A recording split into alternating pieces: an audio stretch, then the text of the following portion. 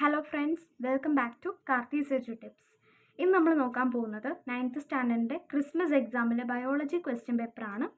അപ്പോൾ ഇത് കഴിഞ്ഞ വർഷത്തെ ഒരു ക്വസ്റ്റ്യൻ പേപ്പറാണ്.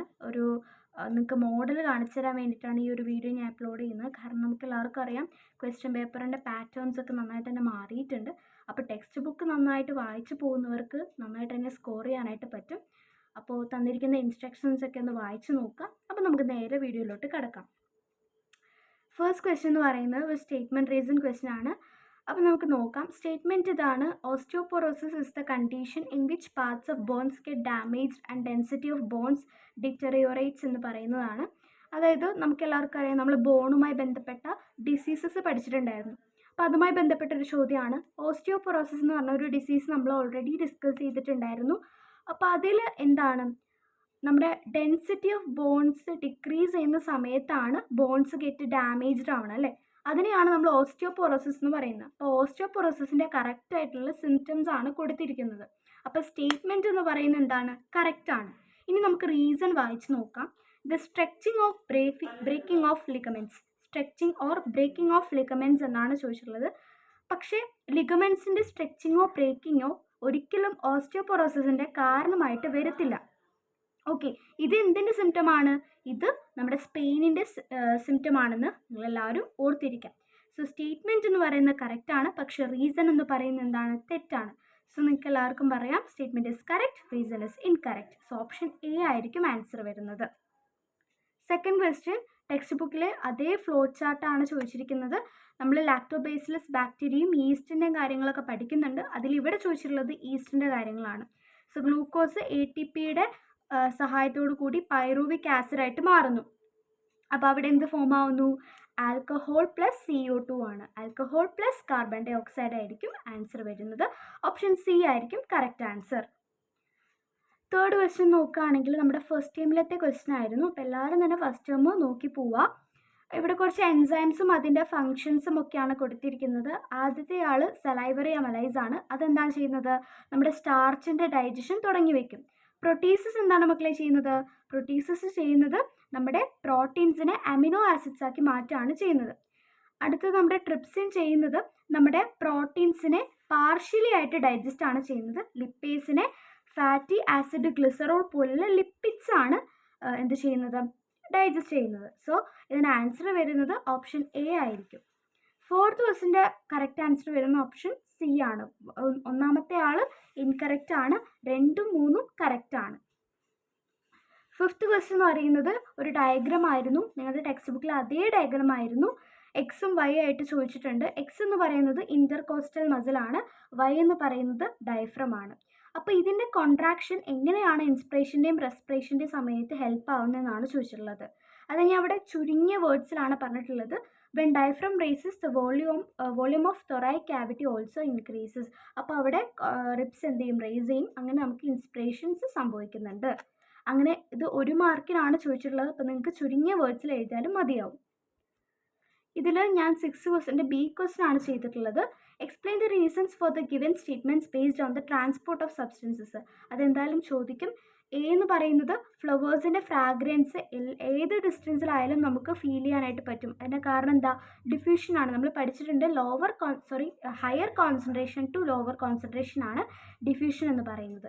B, movement of glucose molecules into the cell. അതിന് എനർജി ആവശ്യമാണ്. സോ ആക്റ്റീവ് ട്രാൻസ്പോർട്ട് ആയിരിക്കും അതിൻ്റെ കറക്റ്റ് ആൻസർ. 7th ക്വസ്റ്റ്യൻ എന്ന് പറയുന്നത് drinking insufficient quantity of water and not urinating at regular intervals affect the health of kidneys.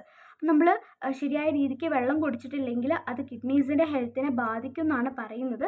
അത് ശരിയാണ്. Do you agree with the statement why എന്ന് ചോദിച്ചിട്ടുണ്ട്. നിങ്ങൾ ഈ സ്റ്റേറ്റ്മെൻറ്റിനോട് അഗ്രി ചെയ്യുന്നുണ്ടോ, കാരണം എന്താണെന്ന് എഴുതാൻ വേണ്ടിയിട്ടാണ് പറഞ്ഞിട്ടുള്ളത്. അപ്പോൾ നമുക്ക് എല്ലാവർക്കും അറിയാം എന്താണ്, ഞാൻ ഇവിടെ ആൻസർ കൊടുത്തിട്ടുണ്ട്, നിങ്ങൾക്ക് വായിച്ച് നോക്കാം. അപ്പം കിഡ്നീസിൻ്റെ ഫങ്ഷന് വേണ്ടിയിട്ട് വാട്ടർ ഭയങ്കര അത്യാവശ്യമായിട്ടുള്ളൊരു കാര്യമാണ്. ഫിൽട്രേഷനൊക്കെ ഭയങ്കര അത്യാവശ്യമാണ് നമ്മുടെ വാട്ടർ എന്ന് പറയുന്നത്. അപ്പോൾ നിങ്ങളുടെ വേർഡ്സിൽ എഴുതാം കേട്ടോ.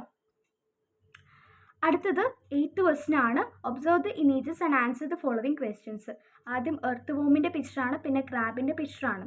അപ്പം എക്സ് എന്ന് പറയുന്ന എന്ത് ടൈപ്പ് ഓഫ് ഫ്രെയിം വർക്കാണ്? അത് ഫ്രെയിം വർക്കിൻ്റെ ക്വസ്റ്റ്യൻ ആണ് കേട്ടോ. എന്ത് ടൈപ്പ് ഓഫ് ഫ്രെയിം വർക്കാണ്?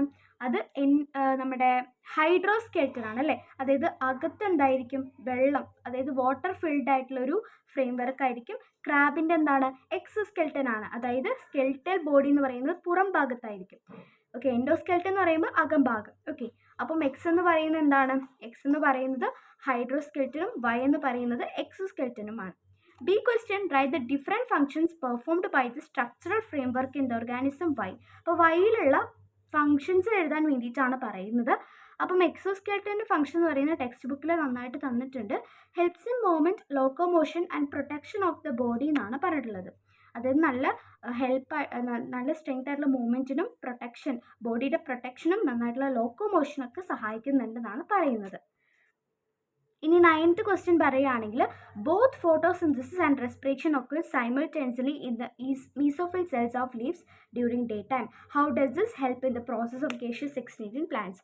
2 മാർക്കിൻ്റെ ക്വസ്റ്റ്യൻ ആണ്. അപ്പോൾ അതിനനുസരിച്ച് നിങ്ങളുടെ ടെക്സ്റ്റ് ബുക്കിൽ തന്നിട്ടുണ്ട്. അപ്പോൾ അതുപോലെ നിങ്ങൾ വിവരിച്ച് എഴുതി വയ്ക്കുക. അതായത് ഡേ ടൈമിൽ ആര് പുറന്തള്ളപ്പെടും, ഓക്സിജൻ പുറന്തള്ളപ്പെടും. നൈറ്റ് ടൈമിൽ CO2 ആയിരിക്കും പുറന്തള്ളപ്പെടുന്നത്. അപ്പോൾ ഇങ്ങനെയായിരിക്കും നിങ്ങൾക്ക് അവിടെ റെസ്പിറേഷനും എക്സ്ക്രീഷനൊക്കെ സംഭവിക്കുന്നത്. 10th question, write the answers to the following questions based on the process of photosynthesis. What is the necessity of splitting of water during photosynthesis? ഇത് 1 മാർക്കിൻ്റെ ക്വസ്റ്റ്യൻ ആണ്. സോ നമുക്ക് ഇങ്ങനെ എഴുതാം, for the smooth functioning of photosynthesis എന്ന് എഴുതാം.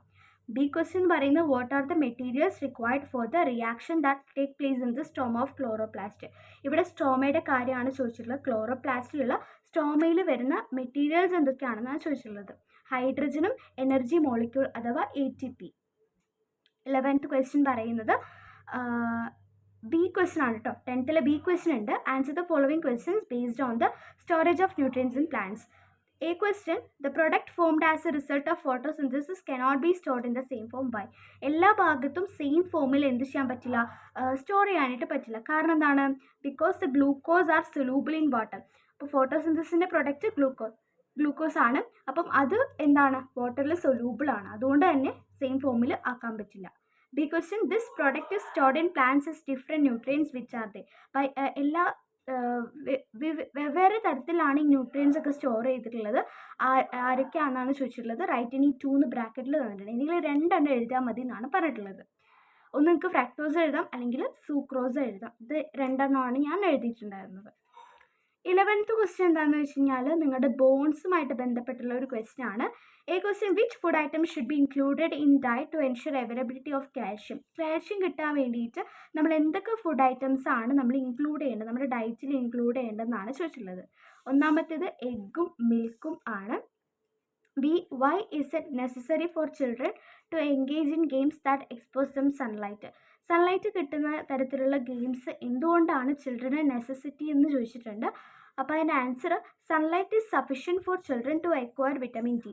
Vitamin D എന്ന് പറയുന്നത് വളരെ സഫിഷ്യൻ്റ് ആയിട്ടുള്ള ഒരു കാര്യമാണ്. അപ്പോൾ അതുകൊണ്ട് തന്നെ നമുക്ക് സൺലൈറ്റിൽ നിന്ന് മാത്രമാണ് കിട്ടുന്നത്. അപ്പം അങ്ങനെ നിങ്ങൾക്ക് ചിൽഡ്രന് അത് അത്യാവശ്യമാണ്. അവർക്ക് ഗെയിംസ് അങ്ങനത്തെ കളിക്കാനായിട്ട് സാധിക്കും. 12th ക്വസ്റ്റ്യൻ എന്ന് പറയുന്ന ഒരു ഡിവൈസ് ആയിരുന്നു. നമുക്ക് എല്ലാവർക്കും അറിയാം ഇതെന്താണ്. ഇവിടെ ഈ ഒരു ഇത് നമ്മുടെ HP അപ്പാരച്ചസ് ആണ് അല്ലേ. നമുക്ക് എല്ലാവർക്കും അറിയാം. What does each number shown on the screen. ഇവിടെ നമ്പറിൻ്റെ ഇതാണ് ചോദിച്ചിട്ടുള്ളത്. ആദ്യത്തെ 150 എന്ന് പറയുന്നത് സിസ്റ്റോളിക് പ്രഷറും 93 ഡയസ്റ്റോളിക് പ്രഷറാണെന്ന് എഴുതി വയ്ക്കുക. ബി ക്വസ്റ്റ്യനിൽ ഇവിടെ നോർമൽ അല്ലെങ്കിൽ ഇത് നോർമൽ അല്ലാത്തൊരു പേഴ്സൻ്റെ ഒരു ഇതാണ്. അപ്പോൾ അങ്ങനെയുള്ള അവസ്ഥയ്ക്ക് നമ്മൾ എന്താണ് പറയുക എന്നുള്ളതാണ് ചോദിച്ചിട്ടുള്ളത്. അതിന് നമ്മൾ പറയുന്നതാണ് ഹൈപ്പർ ടെൻഷൻ. ഓക്കെ, ആ രോഗത്തിന് പറയുന്ന പേര്. 13th ക്വസ്റ്റ്യൻ നമ്മുടെ ടെക്സ്റ്റ് ബുക്കിലുള്ള ക്വസ്റ്റ്യൻ ആണ്. എക്സ് ഐഡൻറ്റിഫൈ ചെയ്യാൻ വേണ്ടി ചോദിച്ചിട്ടുണ്ട്. അതെന്താണ്, നമ്മുടെ ബോൺസിനൊക്കെ കവർ ചെയ്യുന്ന പെരി ഓസ്റ്റിയമാണ്. ബി ക്വസ്റ്റ്യൻ എന്ന് പറയുന്നത് നമ്മുടെ ഈ ഒരു ഈ ബോൺസിന് സ്ട്രെങ്ത്, ഹാർഡ്നെസ്സും ഒക്കെ കൊടുക്കുന്ന കമ്പോണൻസ് ഏതൊക്കെയാണെന്ന് ചോദിച്ചിട്ടുണ്ട്. നമ്മുടെ ടെക്സ്റ്റിൽ പ്രത്യേകം പറഞ്ഞിട്ടുണ്ട്. കാൽഷ്യം, ഫോസ്ഫേറ്റ്, നിങ്ങൾക്ക് വേണമെങ്കിൽ കൊളീജൻ, പ്രോട്ടീൻ എന്നൊക്കെ എഴുതി വയ്ക്കാം കേട്ടോ. C question, write any 2 functions of osteoblast cells. ഇവിടെ കാണപ്പെടുന്ന സെൽസ് ആണ് ഓസ്റ്റിയോബ്ലാസ്റ്റ് സെൽസ് എന്ന് പറയുന്നത്. അത് deposit minerals in the bone, main sorts of strong and firm. അതായത് ഇവിടെ സ്ട്രോങ് ആയി നിർത്തുന്നതും ഫിം ആയിട്ട് നിർത്തുന്നതൊക്കെ ആരാണ്, ഓസ്റ്റിയോബ്ലാസ്റ്റ് സെൽസ് ആണ്. ഓർ ക്വസ്റ്റ്യനിൽ ഇതേപോലൊരു ഡയഗ്രാം തന്നെയാണ്. ഇവിടെ എ ക്വസ്റ്റ്യൻ പറയുന്നത് എക്സ് ഐഡൻറ്റിഫൈ ചെയ്യാനാണ്. ഇതെല്ലാവർക്കും ഇമ്പോർട്ടൻ്റ് ആയിട്ടും പഠിച്ചു പോകേണ്ട ഒരു കാര്യമാണ്. എന്ന് പറയുന്നത് കാർട്ടിലേജ് ആണ്. A connective tissue which is soft and more flexible than bones. ബോൺസിനേക്കാളും സോഫ്റ്റും ഫ്ലെക്സിബിൾ ആയിട്ടുള്ള ഒരു കാര്യം തന്നെയാണ് ഈ കാർട്ടിലേജ് എന്ന് പറയുന്നത്.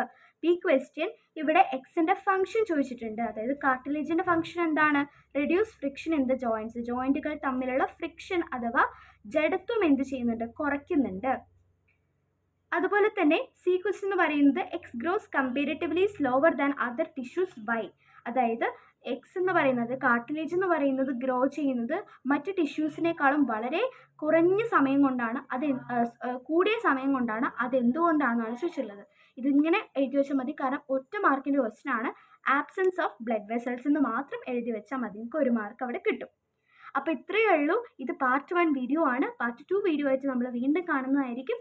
സോ അതുവരെ till then, bye bye.